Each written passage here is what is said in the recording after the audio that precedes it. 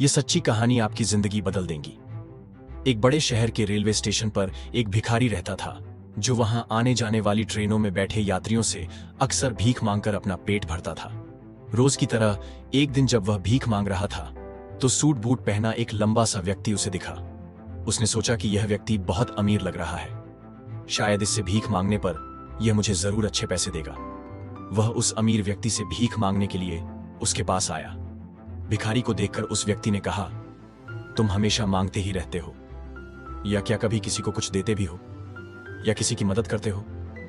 भिखारी बोला, साहब, मैं तो भिखारी हूं, हमेशा लोगों से मांगता ही रहता हूं। मेरी इतनी औकात कहां कि किसी को कुछ दे सकूं।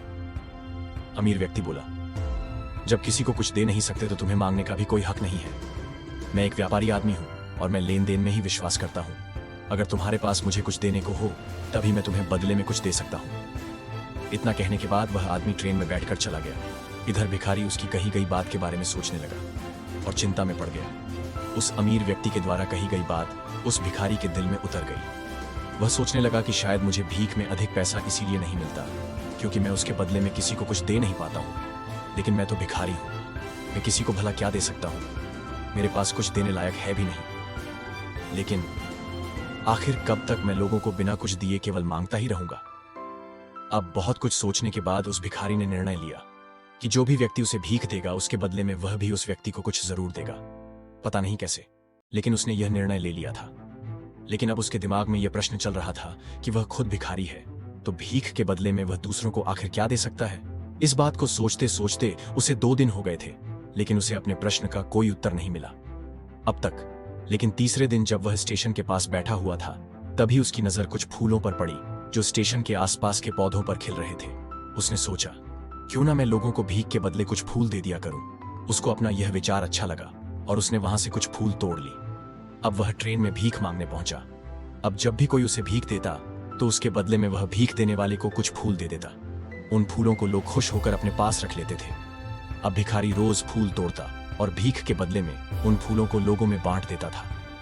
कुछ ही दिनों में उसने महसूस किया कि अब उसे बहुत अधिक लोग भीख देने लगे हैं। वह स्टेशन के पास के सभी फूलों को तोड़ लाता। जब तक उसके पास फूल रहते तब तक उसे बहुत से लोग भीख दे दिया करते थे। लेकिन जब फूल बांटते बांटते खत्म हो जाते तो उसे भीख भी नहीं मिलती थी। अब रोज ऐसा ही चलता रहा। एक दिन जब वह भीख मांग रहा था तो उसने देखा कि वही अमीर व्यक्ति ट्रेन में बैठा है जिसकी वजह से उसे भीख के बदले में फूल देने की प्रेरणा मिली थी। वह तुरंत उस व्यक्ति के पास पहुंचा और भीख मांगते हुए बोला, आज मेरे पास आपको देने के लिए कुछ है, आप मुझे भीख दीजिए तो बदले में मैं आपको कुछ फूल दूंगा। उस अमीर व्यक्ति ने उसे भीख के रूप में कुछ पैसे दे दिए और भिखारी ने उसके बदले कुछ फूल उसे दे दिए। उस लंबे से अमीर व्यक्ति को उसकी बात बहुत पसंद आई क्योंकि उस साधारण से भिखारी ने अपने आप में बहुत बड़ा बदलाव किया था। वह बोला, वाह क्या बात है, आज तुम भी मेरी तरह एक व्यापारी बन गए हो। इतना कहकर फूल लेकर वह अमीर व्यक्ति अपने स्टेशन पर उतर गया। लेकिन उस अमीर व्यक्ति द्वारा कही गई बात एक बार फिर से उस भिखारी के दिल में उतर गई। वह फिर बार बार उस व्यक्ति के द्वारा कही गई बात के बारे में सोचने लगा और बहुत खुश होने लगा। उसकी आंखें अब चमकने लगी। उसे लगने लगा कि अब उसके हाथ सफलता की वह चाबी लग गई है जिसके द्वारा वह अपने जीवन को बदल सकता है। उसने गहन चिंतन किया और वह तुरंत ट्रेन से नीचे उतरा और उत्साहित होकर बहुत जोर से ऊपर आसमान की तरफ देखकर बोला, मैं भिखारी नहीं हूं, मैं तो एक व्यापारी हूं। मैं भी अब अमीर बन सकता हूं। लोगों ने उसे देखा तो सोचा कि शायद यह भिखारी पागल हो गया है और अगले दिन से वह भिखारी उस स्टेशन पर फिर कभी नहीं दिखा। लेकिन 6 महीने बाद ही इसी स्टेशन पर 2 व्यक्ति सूट बूट टाई पहने हुए यात्रा कर रहे थे। दोनों ने एक दूसरे की ओर देखा तो उनमें से एक ने दूसरे से हाथ मिलाया और कहा, क्या आपने मुझे पहचाना? दूसरा व्यक्ति बोला, नहीं, क्योंकि मेरे हिसाब से हम लोग पहली बार मिल रहे हैं। पहला व्यक्ति बोला, नहीं, आप याद कीजिए, हम पहली बार नहीं बल्कि तीसरी बार मिल रहे हैं, हम पहले भी मिल चुके हैं। दूसरा व्यक्ति बोला, मुझे याद नहीं, वैसे हम पहले 2 बार कब मिले थे?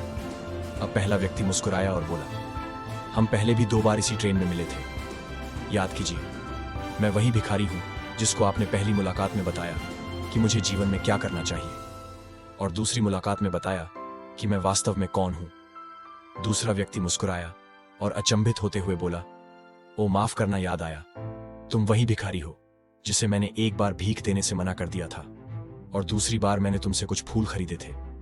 तुम तो बिल्कुल बदल गए हो, लेकिन आज तुम ये सूट बूट में कहाँ जा रहे हो और आजकल क्या कर रहे हो?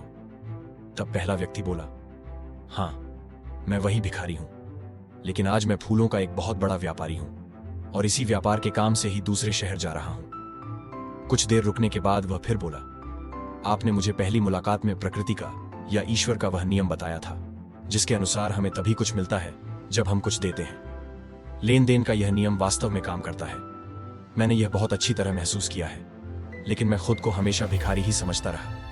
इससे ऊपर उठकर मैंने कभी सोचा ही नहीं। और जब आपसे मेरी दूसरी मुलाकात हुई तब आपने मुझे बताया कि मैं एक व्यापारी बन चुका, जिसका मुझे पता ही नहीं था।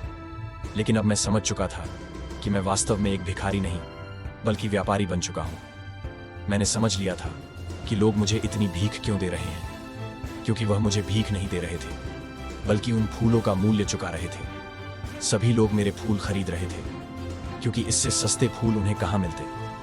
मैं लोगों की नजरों में एक छोटा व्यापारी था, लेकिन मैं अपनी नजरों में एक भिखारी ही था। आपके बताने पर मुझे समझ आ गया कि मैं एक छोटा व्यापारी हूं और इससे भी बड़ा बन सकता हूं। मैंने ट्रेन में फूल बांटने से जो पैसे इकट्ठे किए थे उनसे बहुत से फूल खरीदे और फूलों का व्यापारी बन गया। यहाँ के लोगों को फूल बहुत पसंद है और उनकी इसी पसंद ने मुझे आज फूलों का बहुत बड़ा व्यापारी बना दिया। दोनों व्यापारी अब खुश थे और स्टेशन आने पर साथ उतरे और अपने अपने व्यापार की बातें करते हुए आगे बढ़ गए। दोस्तों, इस कहानी से हमें बहुत कुछ सीखने को मिलता है। कहानी में अमीर व्यापारी हमेशा कुछ मांगने से पहले हमें कुछ देना भी पड़ता है। इस नियम को बहुत अच्छी तरह से जानता था। दुनिया के सभी बड़े व्यापारी इसी नियम का उपयोग करके सफल हुए हैं। इस फार्मूले को उसने भिखारी को भी बताया। भिखारी ने इस प्राकृत नियम को अपना लिया और इसका असर उसके जीवन में साफ दिखाई देने लगा। उसने अपनी सोच बदली और उसकी जिंदगी बदल गई। यह कहानी हमें बताती है कि हम यदि अपनी सोच बदल लें तो कुछ भी हासिल कर सकते हैं। यदि हम खुद को छोटा समझते रहेंगे तो हम हमेशा छोटे ही बने रहेंगे। बड़ा बनने के लिए हमें अपनी सोच को बदलना होगा और खुद के बारे में बड़ा सोचना होगा।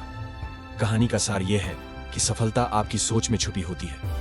खुद का आत्मसम्मान जगाए, अपनी सोच को बड़ा बनाएं और देखिए कैसे आप सफलता के शिखर पर पहुंच जाते हैं। दोस्तों, ये कहानी पसंद आई हो तो वीडियो को लाइक और चैनल को सब्सक्राइब जरूर करें। धन्यवाद।